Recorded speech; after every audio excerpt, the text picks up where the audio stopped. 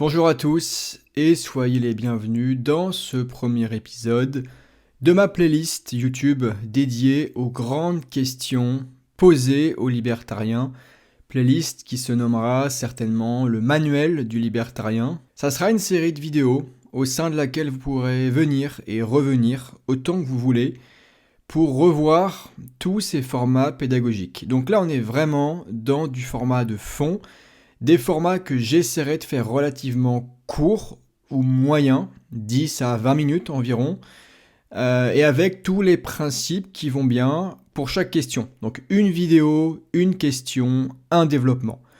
Et j'entame cette série dédiée aux grandes questions posées aux libertariens, ou disons aux questions récurrentes posées aux libertariens, par une question plutôt économique. Comment éviter les monopoles sans régulation étatique ? La question des monopoles en l'absence de régulation étatique est centrale dans le débat économique. Les anarcho-capitalistes, s'inspirant de penseurs tels que Murray Rothbard ou Heinz Hermann Hoppe, offrent une vision pertinente fondée sur le droit naturel et le marché libre pour traiter cette problématique. Commençons par une petite définition du monopole, puisque c'est quand même ce dont il s'agit. Nous sommes bien obligés donc de commencer par là avant d'aller plus loin. Mais la chose n'est pas si simple et rares sont ceux à même de poser correctement la définition d'un monopole. Une définition courante suggère qu'un monopole existe lorsqu'une entreprise contrôle son prix et donc son marché. Mais ce n'est pas voir que sur un marché libre, il n'y a pas de contrôle direct sur les prix puisque ceux-ci résultent d'un accord mutuel entre acheteurs et vendeurs. Soyons donc parfaitement clairs. Qu'on évoque les grands groupes ou les petits producteurs, tous ont le même degré de contrôle sur leurs actions, mais pas sur les prix finaux, qui résultent, comme je l'ai dit, de l'accord mutuel entre acheteurs et vendeurs. Il faut quitter cette fausse conception du monopole et se tourner vers celle de Murray Rothbard, fondée sur la relation entre le droit et l'État.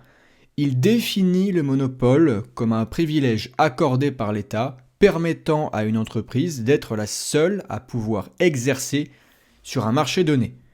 Ainsi, tous les monopoles historiques ont été créés et maintenus par l'État. Les subventions, les réglementations favorables, les barrières à l'entrée sont des outils courants utilisés pour protéger certaines entreprises, entravant ainsi la libre concurrence. Il souligne alors qu'un monopole ne peut pas exister sur un marché libre.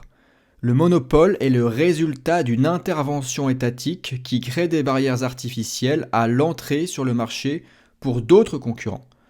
L'occasion est aussi toute trouvée pour glisser un mot sur les monopoles naturels, idée contestée par Murray Rothbard. Ils ne peuvent pas exister durablement sur un marché libre car même une entreprise dominante reste vulnérable à l'innovation et au changement des préférences des consommateurs. On pourrait presque s'arrêter là, dans la mesure où l'essentiel a été posé, il n'y a aucun risque de monopole dans la société libre. Néanmoins, je vais creuser quelques aspects supplémentaires de la question pour satisfaire votre curiosité. Et pour creuser davantage la définition du monopole et ses concepts associés, rendez-vous sur la page dédiée sur catalaxia.org. C'est le chapitre 10 du livre Man, Economy and State de Murray Rothbard et le lien se trouvera dans la description. Maintenant, passons au rôle du marché libre. Sur un marché libre, les barrières législatives étant inexistantes, cela permet de facto à de nouveaux concurrents de défier les acteurs établis. La concurrence libre est un moteur d'innovation et d'amélioration des services car chacun est alors incité à offrir le meilleur service au meilleur prix pour rester en affaires. Cette absence de privilège étatique est la clé de la compétitivité sur un marché libre car les entreprises ne peuvent pas se reposer sur leurs lauriers. Elles sont toujours sous la menace de nouveaux concurrents plus efficaces. Bien sûr, il peut être très difficile d'aller concurrencer une entreprise tellement elle est dominante, disposant de moyens économiques supérieurs ou de ressources particulières.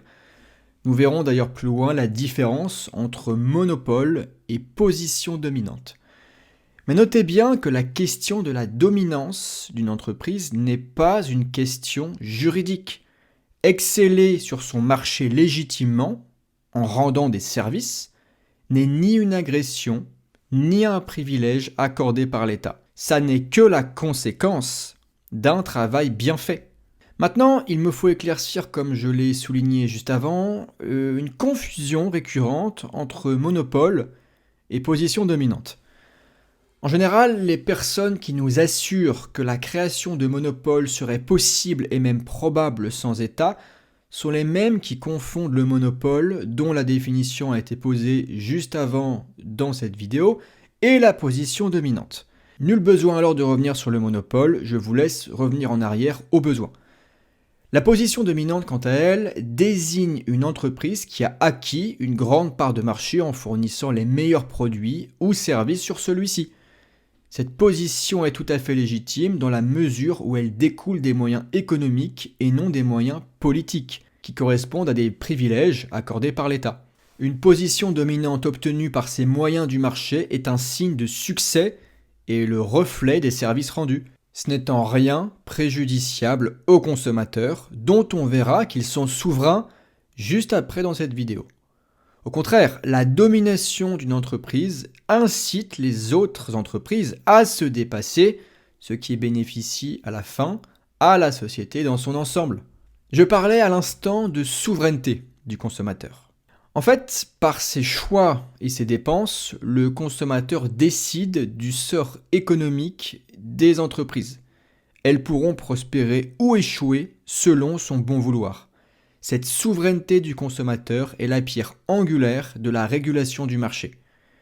En fait, lorsqu'un consommateur choisit d'acheter un produit ou un service, il vote en quelque sorte avec son argent pour cette entreprise. Inversement, en refusant d'acheter un produit ou un service, le consommateur retire son soutien, impactant ainsi la performance de l'entreprise. Cette dynamique crée un mécanisme de feedback constant où les entreprises sont récompensées par leur capacité à répondre efficacement aux besoins des consommateurs. Les entreprises qui ne parviennent pas à satisfaire ces besoins sont naturellement éliminées du marché. Cette régulation naturelle est supérieure à toute intervention gouvernementale. Les réglementations étatiques perturbent les signaux du marché, créent des inefficacités et font émerger des monopoles de façon illégitime. La meilleure régulation est donc celle qui émane directement du choix des consommateurs. La nécessité de gagner et de maintenir la faveur des consommateurs incite les entreprises à innover et à s'améliorer constamment. Les consommateurs cherchant à maximiser la valeur de leur argent, les entreprises sont poussées à offrir la plus haute qualité compte tenu de leurs possibilités à des prix compétitifs. En conclusion, Murray-Rothbard, par la redéfinition du concept de monopole comme une création de l'État, a souligné sa nécessaire absence au sein des marchés libres. Par définition, nul ne peut accorder de privilèges aux entreprises sans État, mais chacun peut entrer en concurrence au sein du marché. À cet égard, la distinction entre le monopole et la position dominante est cruciale, puisque la seconde est la traduction d'une réussite économique sur le marché et non celle d'un privilège accordé par l'État. Enfin, impossible de passer à côté de la souveraineté du consommateur sur le marché libre qui, par ses choix, exerce une influence décisive sur le succès des entreprises, favorisant ainsi l'innovation et la concurrence. Voilà pour cette première vidéo intitulée « Comment éviter les monopoles sans régulation étatique ».